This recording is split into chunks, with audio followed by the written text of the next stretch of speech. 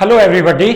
आज की इस वीडियो में मैं जो डिस्कस करने जा रहा हूँ वो है हमारा रिसेंट ट्रेंड्स क्या है क्वेश्चंस का और हॉट टॉपिक्स जो लगातार पूछे जाते रहे हैं पीछे 5 से 10 साल के अंदर, तो उन्हें डिस्कस करूँगा।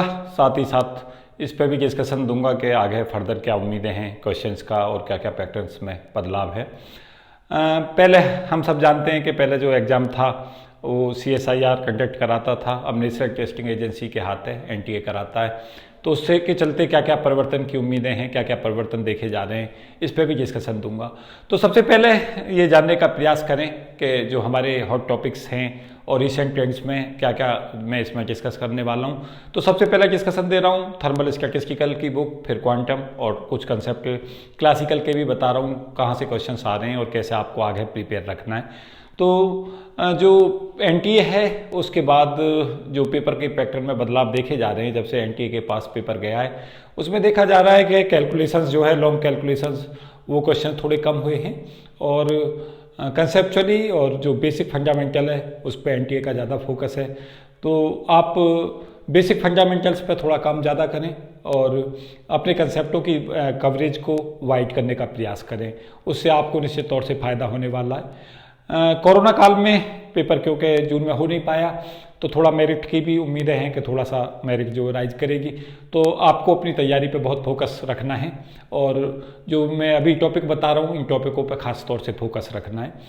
साथ साथ ये भी ध्यान रखें कि जो पेपर है वो ड्रास्टिकली चेंज होता जा रहा है पैटर्न लगातार, तो उसको पेपर के पैटर्न को भी पकड़ने का प्रयास करें, कहाँ से क्वेश्चंस आ रहे हैं, किस टाइप के आ रहे हैं। तो आप अगर इस तरीक़ा से प्रिपरेशन करते हैं तो आपको लाभ मिलेगा।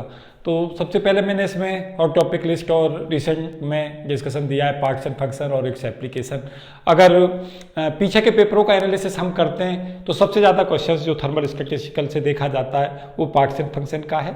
तो पार्ट्स एंड फंक्शन जो स्टैंडर्ड जितने भी रेफरेंसेज हैं, चाहे वो हमारा जो simple harmonic oscillator 1D 2D 3D है, हार्मोनिक ऑसिलेटर्स के classically concept, quantum mechanical concept, इन पे पार्ट्स एंड फंक्शन को कर लें, वहाँ से क्वेश्चंस देखा जाता है। अगर आप पीछे के पेपर देखेंगे तो लगातार क्वेश्चंस यहाँ से देखा जाता है। और पार्ट्स एंड फंक्शन डिफरेंट केसों में हम कैसे कैलकुलेट करते हैं, जब पार्टिकल मैक्सवेल बोल्ट्जमैन स्टैटिक्स को ओबे करता है, बोस-आइंस्टीन को करता है, फर्मी डिराक को करता है, तो वेरियस स्टेटों में जब पार्टिकल की फिलिंग हम करते हैं उसके बाद में पार्ट्स एंड फंक्शन कैसे एवेल्यूट होता है।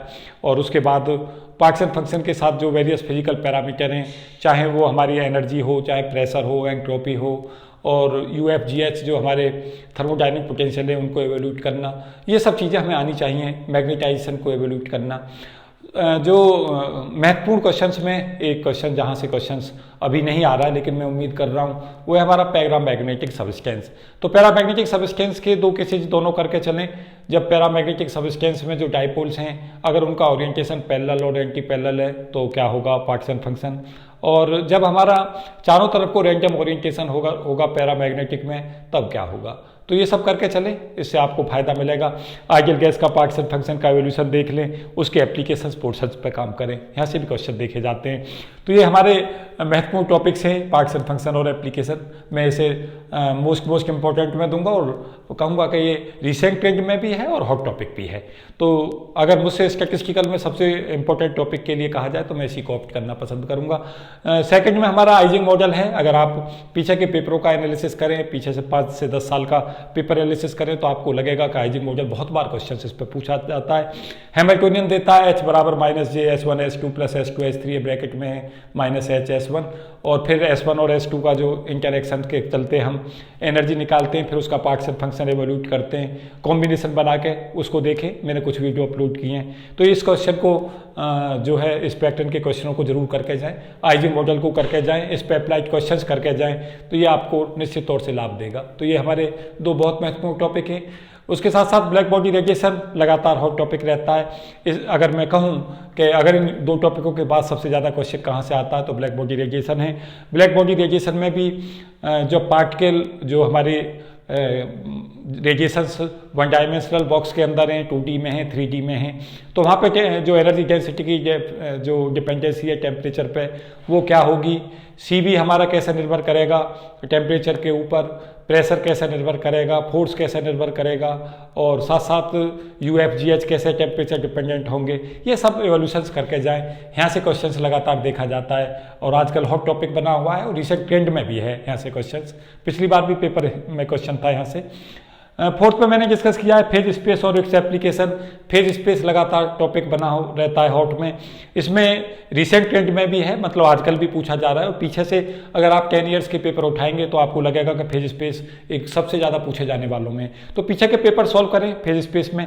आजकल देखा जा रहा है कि सिस्टम दिखा देता है और उसका फेज स्पेस ट्रेजेक्ट्री ड्रॉ कर रहा है, तो कोशिश करें कि जितने भी स्टैंडर्ड क्वेश्चन हैं फेज स्पेस ट्रेजेक्ट्री के वो सारे कर लें और उनके एप्लीकेशन पोर्शंस पे काम करें तो आपको लाभ मिलेगा।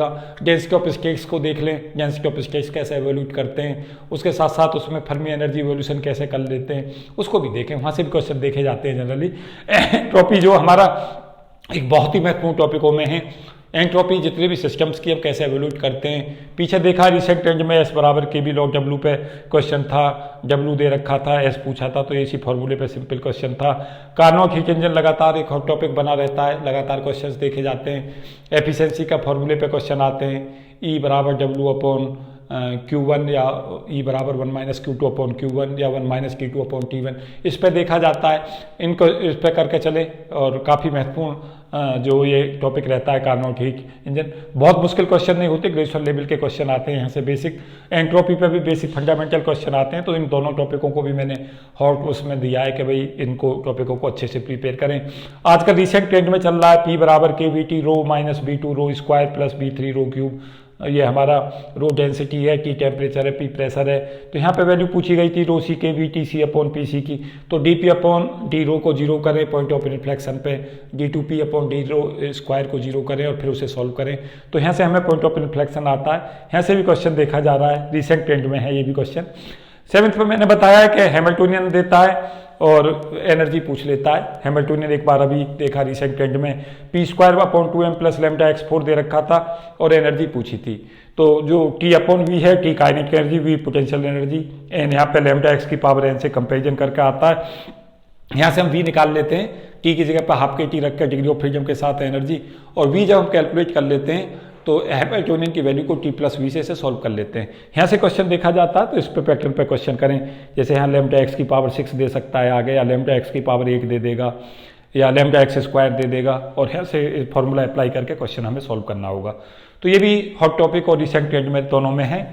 मैक्सवेल वेलोसिटी की डिस्ट्रीब्यूशन लॉ रिसेंट ट्रेंड में है, लगातार क्वेश्चन इस पे देखे जा रहे हैं, डिफरेंट कर्व के क्वेश्चंस इस पे देखे जा रहे हैं आजकल, तो इन क्वेश्चनों को कर लें। रिसेंट ट्रेंड में जो हमारा वेलोसिटी और टेम्परेचर कर्व है वो कैसे वेरी करेगा, उसके अलावा नंबर ऑफ मॉलिक्यूल और वेलोसिटी में किस तरीका का कर्व होगा, टेम्परेचर का क्या असर पड़ेगा नंबर ऑफ मॉलिक्यूल्स पे पर्टिकुलर वेलोसिटी के ऊपर, वो कर्व देख लें। Vx मीन्स वेलोसिटी का x कंपोनेंट Vx स्क्वायर, उसी तरीका से Vy स्क्वायर, Vz स्क्वायर, तीनों जो हमारी वेलोसिटी हैं उन्हें को रूट मीन स्क्वायर वेलोसिटी और average velocity, most probable velocity, इनके सब एक्सप्रेशन देख लें। यहाँ से भी क्वेश्चन लगातार आते रहते हैं। तो ये हमारे हॉट टॉपिक्स थे।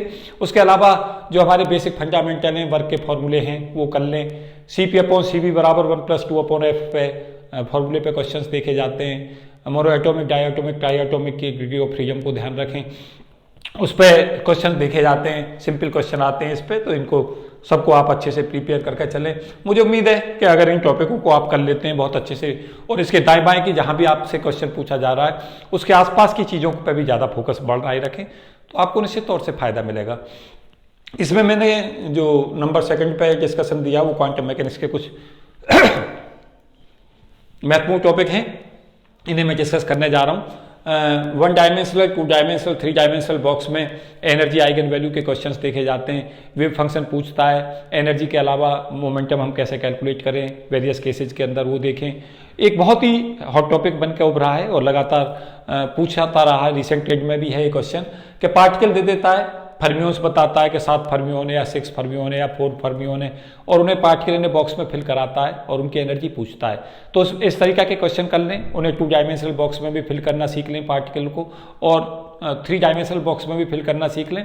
साथ साथ ये भी याद रखें कि बोसोन, क्लासिकल और फर्मियोन तीनों का फिलिंग करना सीख लें और उस पर अप्लाइड क्वेश्चंस करके चलें। ये हमारा रिसेंट ट्रेंड टॉपिक है जिस पे क्वेश्चंस देखे जा रहे हैं। लगातार क्वांटम मैकेनिक्स से एक टॉपिक रहता है application of wave function. Wave function देता है और वेव फंक्शन के वेरियस एप्लीकेशन पूछता है। इसमें 2 से लेकर 3 क्वेश्चन तक मैंने इस एप्लीकेशन पोर्शन पर देखे हैं। रिसेंट ट्रेंड में मैंने देखा ये क्वेश्चन पूछा गया, psi equal to √8/5 sin πx और ब्रैकेट में 1 + cos πx। एक्स जो है 0 और 1 के बीच में लाई कर रहा था, 1 डायमेंशनल बॉक्स था। इसमें एक्सपेक्टेशन एनर्जी पूछी थी। तो देखें कि अगर हम इस sin πx को 1 से और इससे मल्टीप्लाई करते हैं तो यहाँ से हमें ये पता चलेगा कि पार्टिकल n बराबर 1 और n बराबर 2 में है। n बराबर 1 और 2 में जो पार्टिकल के पाए जाने की प्रायिकता कैलकुलेट करना सीख लें, उसके साथ साथ उससे एक्सपेक्टेशन ई कैलकुलेट सीखें P1 E1 + P2 E2 से। यहाँ से क्वेश्चन देखा गया है Sai x = a sin³ πx/a। इस फॉर्म पे क्वेश्चन लगातार पूछे गए हैं जहाँ हम sin 3x की वैल्यू को फॉर्मूले को अप्लाई करके इसे देखते हैं कौन कौन सी स्टेटों का ये सुपरपोजिशन बनेगा। उसके बाद उन वेरियस स्टेटों में प्रायिकता और एक्सपेक्टेशन एनर्जी कैलकुलेट करना सीख ले। इन पे क्वेश्चंस लगातार आते हैं। Sai xyz = nz exponentially bracket में -a x² + y² + z²। इसमें l² और lz की वैल्यू पूछी गई थी। रिसेंट ट्रेंड में क्वेश्चन है। यहाँ पे z को r cos थीटा रखें और फिर इसे सॉल्व कर दें। साई को r थीटा फाई का फंक्शन मान के लीजेंडर पोलिनोमियल को यूज करके l की वैल्यू को 1 लेंगे और l बराबर 1 के लिए ml की वैल्यू 1, 0 और -1 होंगी। तो यहाँ से हमें lz और l² इजीली हम एवोल्यूट कर सकते हैं। l² की वैल्यू ll + 1 h² होगी, तो वहाँ से l² को एवोल्यूट कर लेंगे और lz को कैलकुलेट कर लेंगे। तो ये भी रिसेंट ट्रेंड में है, यहाँ से भी क्वेश्चन पूछा जाता है। Sci fi = a cos² phi है। यहाँ पे lz की वैल्यू पूछी गई थी, अभी रिसेंट क्वेश्चन था इसी पैटर्न पे। तो यहाँ पे cos2 फाई का फॉर्मूला यूज करके इसे फॉर्म में लेके आएँ और फिर इसको स्टैंडर्ड एक्सप्रेशंस में बना लें और ml की वैल्यू को देख लें कि वैल्यू ml के लिए कौन कौन सी वैल्यू होंगी, क्योंकि फंक्शन जो होता है सॉल्यूशन साई का वो ae⁻i ml फाई की फॉर्म में होता है। उससे कंपेरिजन कर लें, ml की वैल्यू कैलकुलेट कर लें, मैग्नेटिक ऑर्बिटल क्वांटम नंबर। तो याद रखें कि इनके एप्लीकेशन पे n कैलकुलेट करना, l कैलकुलेट करना, ml और ms, इनके चारों के एप्लीकेशंस पे क्वेश्चंस लगातार आते हैं। तो मैंने वीडियो कुछ डाली है, उनको भी देखते रहें, वहाँ से क्वेश्चन इजीली से सॉल्व कर लेंगे। जैसे यहाँ पे अगली बार ये भी पूछ सकता है, यहाँ n दे और यहाँ पे 3z² - r² दे दे और फिर इसी क्वेश्चन को सॉल्व करा लें। तो z को r cos थीटा रखें और फिर उसके बाद इसको सॉल्व करने का प्रयास करें, तो वहाँ से हमें पता चलेगा कि l की वैल्यू इस बार 2 हो जाएगी। तो इस टाइप से क्वेश्चन का पैटर्न थोड़ा सा क्या करता है कि जो पहले क्वेश्चन है उन्हीं में थोड़ा थोड़ा चेंज करता है एग्जामिनर और नए क्वेश्चन क्रिएट कर लेता है। तो बहुत स्मार्ट तैयारी करते रहें, उससे आपको लाभ मिलेगा कि इस पैटर्न से क्वेश्चन कैसे उठाएगा। क्वांटम मैकेनिक्स का एक बहुत ही इंपॉर्टेंट टॉपिक है WKB अप्रोक्सीमेशन। पोटेंशियल को x की पावर p फॉर्म में देता है, x जहाँ पोजीशन है, p यहाँ पे इंटीजर है 1, 2, 3, 4 जो भी है, और एनर्जी पूछता है तो En जो एनर्जी होगी n की पावर 2p/p + 2 पे होगी। इस पे लगातार क्वेश्चंस पूछे जाते हैं। यहाँ x की पावर 6 देता है तो p की वैल्यू को 6 लें, यहाँ पे पुट कर दें, यहाँ से क्वेश्चन देखा जाता है। स्कैटरिंग पे क्वेश्चंस पूछे गए हैं। Vr की वैल्यू α/r e की पावर -r/R। इस पोटेंशियल को देता है, स्कैटरिंग एम्पलीट्यूड पूछता है, डिफरेंशियल स्कैटरिंग क्रॉस सेक्शन पूछता है या टोटल स्कैटरिंग क्रॉस सेक्शन, उस तरीका के क्वेश्चन कर लें। बॉर्डर अप्रोक्सीमेशन इसमें करके जाएं, हॉट टॉपिक रहता है, लगातार उससे क्वेश्चन आते हैं। टोटल स्कैटरिंग क्रॉस सेक्शन से क्वेश्चन आते हैं। तो स्कैटरिंग एक अगेन इंपॉर्टेंट टॉपिक है। क्वांटम मैकेनिक्स का सबसे ज़्यादा पूछे जाने वाले टॉपिकों में WKB है। ये तो मैंने देखा है पीछे, अगर आप पेपर देखेंगे 5 साल का तो कई बार क्वेश्चन इस पर WKB पे मिलेगा आपको। स्कैटरिंग पे लगातार क्वेश्चन आते हैं, रिपीट होते रहते हैं। तो एक निश्चित तौर से वो एक फिक्स सा पैटर्न है, उस पर क्वेश्चन सॉल्व कर लें। मेरी बहुत सारी वीडियो हैं, उनका यूज करें, वहाँ से आपको लाभ मिलेगा। टाइम इंडिपेंडेंट एप्लीकेशंस पे क्वेश्चन पूछते हैं और पर्टर्बेशन पे क्वेश्चंस आता है। पर्टर्बेशंस में भी स्फेरिकल कोऑर्डिनेट का पर्टर्बेशंस को कैसे सॉल्व किया जाए और फर्स्ट ऑर्डर और सेकंड ऑर्डर डिजेनरेसी हम कैसे कैलकुलेट करते हैं, या वेव फंक्शन करेक्शन हम कैसे कैलकुलेट करते हैं फर्स्ट और सेकंड ऑर्डर में, इनको करके जाए। यहाँ से भी क्वेश्चन लगातार पूछा जाता है, हॉट टॉपिक है और रिसेंट ट्रेंड में रहते हैं ये सभी टॉपिक्स। और मैंने 50 hot topics list already upload की हुई है, उसका भी लाभ लें। वो बहुत ही महत्वपूर्ण मैंने 50 हॉट टॉपिक्स वहाँ डिस्कस किए हैं। इसमें मैंने थोड़ा रिसेंट ट्रेंड भी बताने का प्रयास कर रहा हूँ हॉट टॉपिक के साथ साथ कि रिसेंट ट्रेंड किन किन किस तरीका के क्वेश्चन का चल रहा है, तो उनको ध्यान दें। उसके साथ साथ मैं ये कहना चाहूँगा कि क्वांटम मैकेनिक्स में ये कोशिश करें कि जब भी हमें पोटेंशियल देगा तो पोटेंशियल के साथ साथ हमें वेव फंक्शन कैसे कैलकुलेट करें और फिर उस वेव फंक्शन के कितने एप्लीकेशन हो सकते हैं। क्वांटम मैकेनिक्स में अगर आपने वेव फंक्शन को कैलकुलेट करना सीख लिया कि किस केस में कैसे वेव फंक्शन हम कैलकुलेट करते हैं, और अगर वेव फंक्शन के डिफरेंट एप्लीकेशंस खूब सारे अगर हम कर लेते हैं तो हमें 2 से लेकर 3 क्वेश्चन निश्चित तौर से मिल जाते हैं, जो हमारी तैयारी में और हमारी रैंक में जो है काफ़ी क्रूशियल और काफ़ी इंपॉर्टेंट पार्ट अदा करते हैं। तो कहूँगा मैं एप्लीकेशंस को बहुत ज़्यादा फोकस पर रखें। मैं कुछ और बहुत ही महत्वपूर्ण चीज़ें क्लासिकल मैकेनिक्स में बताना चाहूँगा। क्लासिकल मैकेनिक्स में पोटेंशियल को x की पावर n में फॉर्म में दे रहा है। x यहाँ पे पोजीशन है, n यहाँ पे जो इंटीजर है 1 2 3 4 इसकी वैल्यू होंगी। तो टाइम पीरियड को पूछ रहा है एम्पलीट्यूड पे कैसे निर्भर करेगा, तो एनर्जी कंजर्वेशन लॉ को अप्लाई करना सीख लें। एनर्जी को x बराबर a पे जो होगा, जब एम्पलीट्यूड पे होगा पार्टिकल तो वहाँ काइनेटिक एनर्जी 0 हो जाएगी। तो ऐसे केसों में kinetic energy half m v(x)² plus जो पोटेंशियल एनर्जी है उसको इक्वल टू x बराबर a पे जो एनर्जी है उसे पोटेंशियल एनर्जी ले लें और उसके बाद इसे सॉल्व करना सीख लें। साथ साथ ये याद रखें कि बहुत बार मैं क्वेश्चन देखता हूँ जो फोर्स है उसे x का फंक्शन देता है और कई बार एक्सीलरेशन पूछता है, कई बार वेलोसिटी पूछता है, कई बार टाइम पीरियड पूछता है, तो उस तरीका के क्वेश्चन भी कर लें तो इससे आपको लाभ मिलेगा।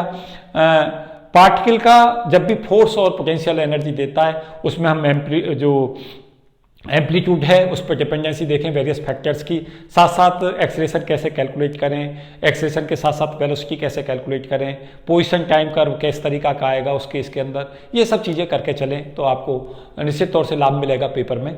मैं बताना चाहूँगा एक topic rotating frame of reference का टॉपिक मैं देख रहा हूँ, ये रिसेंट ट्रेंड में है। कोरोली फोर्स पे एप्लीकेशंस पूछे जाते हैं। कोरोली फोर्स का सिंपली फार्मूला, सेंट्रीफ्यूगल फोर्स का, रोटेटिंग फ्रेम में कैसे फोर्स पैदा होते हैं, इन कंसेप्टों को पढ़ के जाएं, आपको निश्चित तौर से लाभ मिलेगा पेपर में। एक कंजर्वेटिव फोर्स पे मैं देख रहा हूँ रिसेंट ट्रेंड में क्वेश्चन है, फोर्स देता है 4 फोर्स दे देता है, कहता है इनमें बताएं कंजर्वेटिव कौन सा है, या पूछेगा इनमें बताइए कौन सा नॉन कंजर्वेटिव है। तो कर्ल एफ को 0 कर लें और इसमें क्या करें कि कार्टेशियन कोऑर्डिनेट में और स्फेरिकल सिलेंड्रिकल तीनों कोऑर्डिनेट में कर्ल के फॉर्मूले याद करके जाएं। एफ की वैल्यू देगा और आपसे पूछेगा कंजर्वेटिव है फोर्स या नहीं है, तो इन्हें करके जाएं, ये भी रिसेंट ट्रेंड में है। एरर एनालिसिस हमारा लगातार एक हॉट टॉपिक बना रहता है। क्या कहता है, कोई एक्सप्रेशन दे देगा और किसी पर्टिकुलर क्वांटिटी में कहेगा इतने % एरर है, दूसरी में एरर के लिए कहेगा कि आप कैलकुलेट करें किस तरीका से आप निकाल पाएंगे। तो एरर एनालिसिस एक लगातार हॉट टॉपिक है, इसे मैं मोस्ट इंपॉर्टेंट में ले जाऊंगा क्योंकि मैंने देखा है कि यहाँ से क्वेश्चन रेगुलर आ रहा है और आप अगर 12th स्टैंडर्ड का एरर एनालिसिस भी आप पढ़ के जाते हैं तो आप निश्चित तौर से क्वेश्चन कर पाएंगे। तो ये मेरे 3 बुकों में, ये इसमें मैंने केवल डिस्कशन बेसिक क्लासिकल मैकेनिक्स का दिया है और बाकी जो रिसेंट ट्रेंड टॉपिक्स हैं स्टैटिस्टिकल, क्वांटम और बेसिक क्लासिकल के वो डिस्कस किए हैं। मुझे उम्मीद है कि जो मैं एक ट्रेंड आपको बता रहा हूँ आप इनको भली भांति समझेंगे और इस वीडियो का लाभ उठाएंगे, और बाकी और बुकों में भी मैं इसी तरीका का ट्रेंड आपको बताऊंगा कि किस तरीका के टॉपिकों पर ज़्यादा फोकस करें। आप टॉपिकों को ज़्यादातर को कवर करने का प्रयास करें, लेकिन हॉट टॉपिक्स और रिसेंट ट्रेंड पर बहुत ज़्यादा फोकस करके चलें तो आप निश्चित तौर से कामयाबी की तरफ बढ़ जाएंगे। और मुझे उम्मीद है कि ये जो वीडियो है, जो बाकी वीडियो हैं जो आपको निश्चित तौर से लाभ दे रही होंगी, उसी तरीका से ये वीडियो भी आपकी तैयारी में निश्चित तौर से लाभ देगी। इसी उम्मीद के साथ मैं इस वीडियो को विराम देता हूँ। Thank you and best wishes for all of you. और आगे जो वीडियो हैं उन्हें मैं लगातार कंटिन्यू अपलोड करूँगा, तो अपने कमेंट बताएं कि वीडियो आपको कैसा लगा और जो आपकी रिक्वायरमेंट है इस वीडियो के नीचे कमेंट में दें। जल्दी ही मैं बाकी वीडियो पे भी आपके पे रिप्लाई करूँगा। कुछ पर्सनल रीजन की वजह से कुछ समय तक मैं वीडियो अपलोड नहीं कर पाया, मैं अपने अकादमिक कुछ व्यस्तताओं के कारण इन वीडियो से थोड़ा दूर था। तो मुझे उम्मीद है कि मैं अब आगे आपके लिए काफ़ी उम्मीद कर रहा हूँ कि कुछ बहुत अच्छा देने वाला हूँ। तो इस चैनल को लगातार देखते रहें और सब्सक्राइब करते रहें। Thank you and best for all of you. जय हिंद।